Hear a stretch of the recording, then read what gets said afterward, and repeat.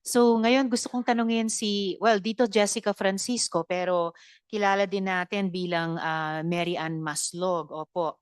So i-address ko kayo bilang Miss Maslog, kahit gusto nyong i-refer sarili nyo bilang Miss Francisco. So Miss Maslog, Madam ah, Chair, Madam Chair, before you continue, Senator De La Rosa. can we make a formal declaration from the resource person kung sino ba talaga siya? Ano ba talaga identity niya? Before we start questioning her, Yes, is is Senator De is La she Rosa.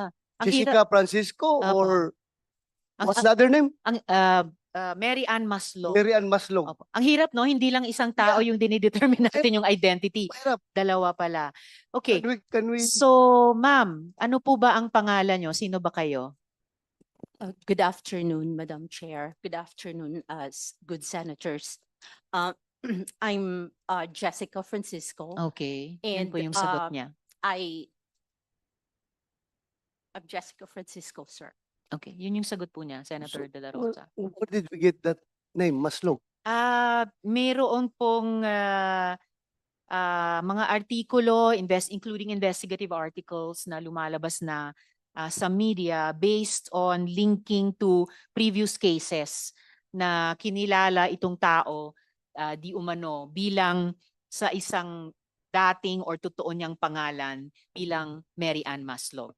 And she was Sir, arrested, Madam Chair? yes, Within the indulgence Senator. of Senator, but and she Yes, was okay. arrested or she was detained. I don't even know Senator her Joel. status right now Yes. because she is Mary Ann Maslog. Yes, Is that Mr. correct? Yes, Senator Joel. And for the record, dun sa tanong din ni Senator De La Rosa, Mary Ann Maslog, yung di umanong namatay na textbook scammer, pero Jessica Francisco, yung bagong pangalan nila.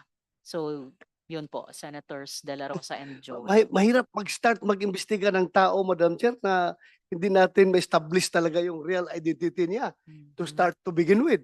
So, ikaw ba talaga yung Mary Ann Maslog na accordingly involved sa textbook scam at may istorya na namatay? Your Honor, I invoke my right to keep silent because we have a case right now. No.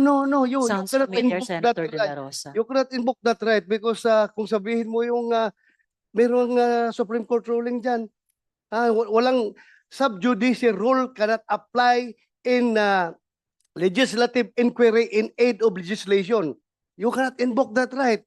Kaya nga, klaruhin natin ito kasi para tayong gago dito, nagtatanong kami sa iyo as Jessica Francisco, tapos ikaw pala, Mary Ann Maslog din. Then, klaruhin natin ito. Dahil, para mong niluloko yung committee nito kung hindi ka magsabi sa totoo mong pangalan. Senator De La Rosa, baka pwede nating tanungin ng NBI. NBI. Si Attorney Magno, i-establish yung identity ng resource person. Attorney Magno, please. Good afternoon, Madam Chair, honorable senators.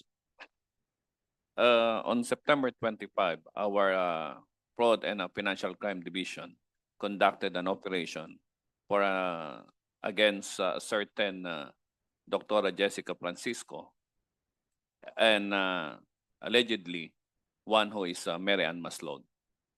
In this particular case, they were able to confirm through forensic that this Jessica Francisco and Mary Ann Maslog is one and the same person.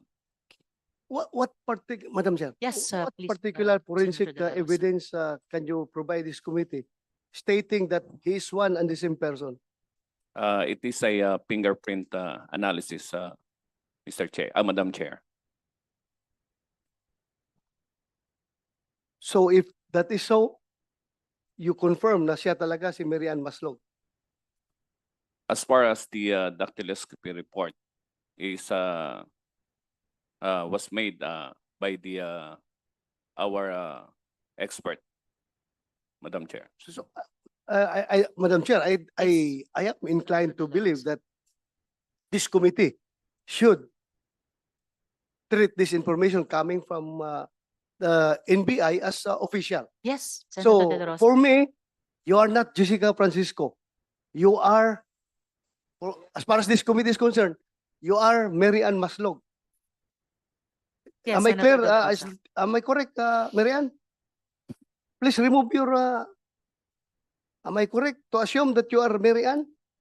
Sir, right now, we have an identity hearing on the 28th and on 29th of October in Sandigan Bayan. That's why I invoke my right to keep silent, sir.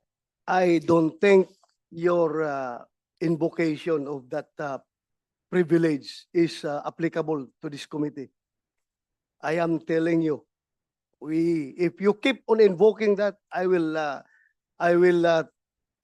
presume that you are uncooperative to this inquiry. Madam Chair. Yes, salamat kayo, Senator De La Rosa. The chair agrees that, and please, Comsec, could we change the nameplate to that of Mary Ann Maslog? Opo, in the same way na pinanghawakan talaga at pinanindigan natin yung dactyloscopy analysis ng NBI sa kaso ni Guo Huaping. Why should we not do the same for Mary Ann Maslog? Remembering also yung sinabi ng dactyloscopy expert nila na bawat isang fingerprint natin sa bawat daliri ay unique at hindi nagkakapareho sa sino mang ibang tao. So, Madam I Chair. concur. Yes.